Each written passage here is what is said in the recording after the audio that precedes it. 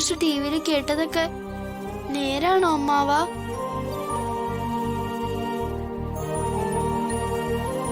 വിഷമിക്കാതളിയ, നമുക്ക് ദൈവത്തോട് പ്രാർത്ഥിക്കാം. എന്റെ മോനെ എന്നാലും അവന് വിഷമിപ്പിക്കില്ലേടി. നീ അകത്ത് പോയി കിടക്ക്. ചെല്ല്.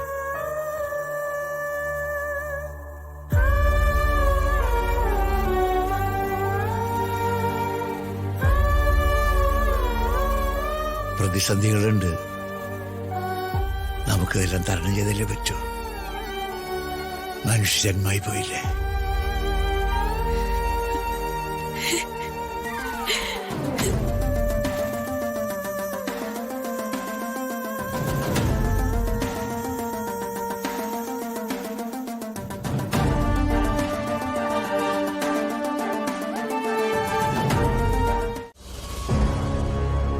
എന്താടി ഞങ്ങൾക്ക് അയത്തമുണ്ടോ?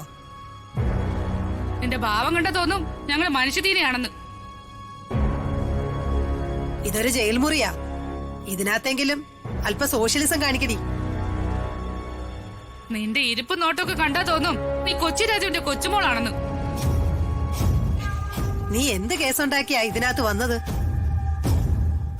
ലോഡ്ജിലൊന്നും ഇപ്പൊ വലിയ കുഴപ്പമൊന്നുമില്ല. ഇവിടെ വല്ല വീട്ടിൽ നിന്നായിരിക്കും അനാശ്വാസത്തിന് പിടിച്ചത്. ഇത്ര നേരം ഞാൻ നിങ്ങളോട് ക്ഷമിച്ചു. ഇനിയും വൃത്തികേട് പറഞ്ഞ ഞാൻ അടങ്ങിയിരിക്കുന്നു വിചാരിക്കണ്ട. മേരി, നീ കേട്ടോ? ഓ, എനിക്ക് കേക്കാലോ. നീ ഞങ്ങൾ എന്ത് ചെയ്യുമെന്നാ പറഞ്ഞേ? അവള് കീരിക്കാട് രാധേനെ അരക്കുന്ന മേരി അങ്ങോട്ട് ഒലത്തി കളയോന്ന്. ഞാൻ ആരാണെന്ന് നിങ്ങൾക്ക് അറിയില്ല. നീ ആരാടി? എവിടുത്തെ കെട്ടിലമ്മയാടി? ഞാൻ മിനിസ്റ്റർ പ്രതാപവർമ്മയുടെ മകളാ. എന്ത്? കളിയാക്കരുത്. ഞാൻ പറഞ്ഞത് സത്യ. ഒരാളെ കൊന്നിട്ടാ ഞാൻ ഇതിനകത്ത് വന്ന്. ഇനിയും കൊലപാതകങ്ങൾ ചെയ്യാൻ നിങ്ങൾ അവസരം ഉണ്ടാക്കരുത്. അവളുമാരെ, ആ പെണ്ണ് പറഞ്ഞത് സത്യമാ. അവളെ മിനിസ്റ്ററുടെ മോളാ. അയ്യോ, മാത്രമല്ല സൂര്യമംഗലം കൊട്ടാരത്തിലെ കൊച്ചു തമ്പരാട്ടിയാ. സൂക്ഷിച്ചും കണ്ടൊക്കെ നിന്നാ നിനക്ക് തന്നെ കൊള്ളാം. ഇല്ലെങ്കിലേ സബ് ജയിലിൽ നിന്ന് നേരെ സെൻട്രൽ ജയിലിലേക്ക് പോവാ. നീയൊക്കെ ഓർത്തോ?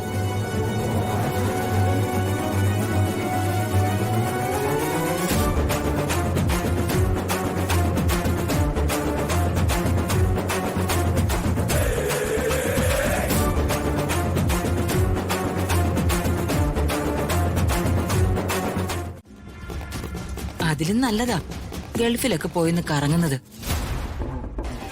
ഒരു മാസത്തേക്കുള്ള വിസിറ്റിംഗ് വിസയാ. തിരിച്ചു പോരാനുള്ള ടിക്കറ്റും ഉണ്ട്. എന്നാലും എനിക്കൊരു പേടി. ഞാൻ ആദ്യമായിട്ടല്ലേ ഗൾഫിൽ പോണത്. ഒന്നും പേടിക്കണ്ട. നേരെ എയർപോർട്ടിലേക്ക് ചെല്ലുക.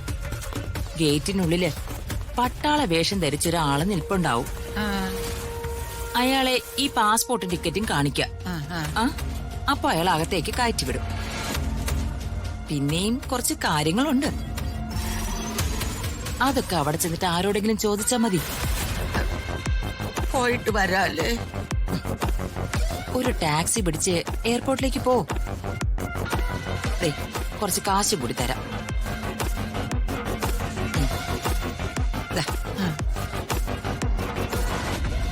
അവിടെ ചെന്നാ ഈ കാശ് കൊണ്ട് ഒരു പ്രയോജനവും ഇല്ല.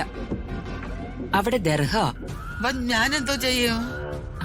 എല്ലാം സുമലത വർമ്മ നോക്കിക്കോളും. പോലീസുകാര് കാണാതെ വേഗം പൊയ്ക്കോ. ദൈവമേ, അറബികൾ ഏത് തരക്കാരാണാവോ? കരുത്തോടെ എല്ലാത്തിനെയും നേരിടണം, അല്ലാതെ നിരാശനാവരുത്.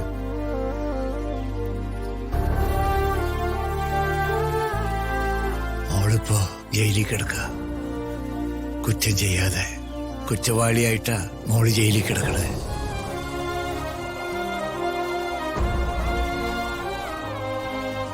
കുറ്റം ഇതുവരെ തെളിയിക്കപ്പെട്ടിട്ടില്ലല്ലോ. കുറ്റം തെളിയുന്നവരെ ജാമ്യം കിട്ടാനുള്ള അർഹതയുണ്ട്. മേൽക്കോടതികളിൽ പോയി ജാമ്യത്തിന് അപേക്ഷിക്കണം. നമുക്ക് മോള് ജയിലിൽ നിന്ന് ഇറക്കണം.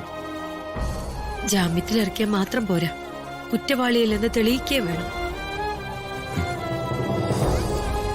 എന്റെ മോനിങ്ങനെ വിഷമിച്ചിരിക്കാതെ അതിനു വേണ്ട എന്താന്ന് വെച്ചാ അത് ചെയ്യേ. അമ്മേ, അതിനുള്ള ശ്രമങ്ങൾ വർമ്മ സാർ ചെയ്യുന്നുണ്ട്. സുപ്രീം കോർട്ടിൽ ഒരു വക്കീലുണ്ട്. സാറ് ആ വക്കീലിനെ കാത്തിരിക്കുക. വലിയ വലിയ അക്രമങ്ങൾ ചെയ്യുന്നവരൊക്കെ പുല്ലുപോലെ കോടതിയിൽ നിന്ന് ഇറങ്ങി പോവുക.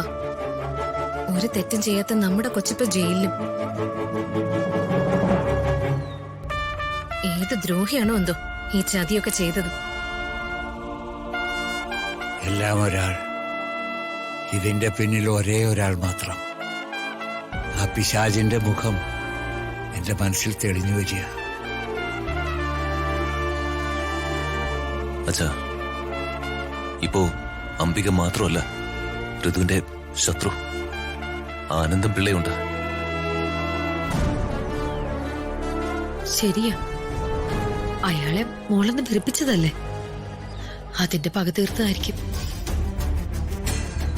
എന്തായാലും എത്രയും പെട്ടെന്ന് ഋതുമോളെ പുറത്തിറക്കുകയും വേണം. ഈ കുറ്റം ചെയ്തവരെ ജയിലിൽ അടയ്ക്കുകയും വേണം.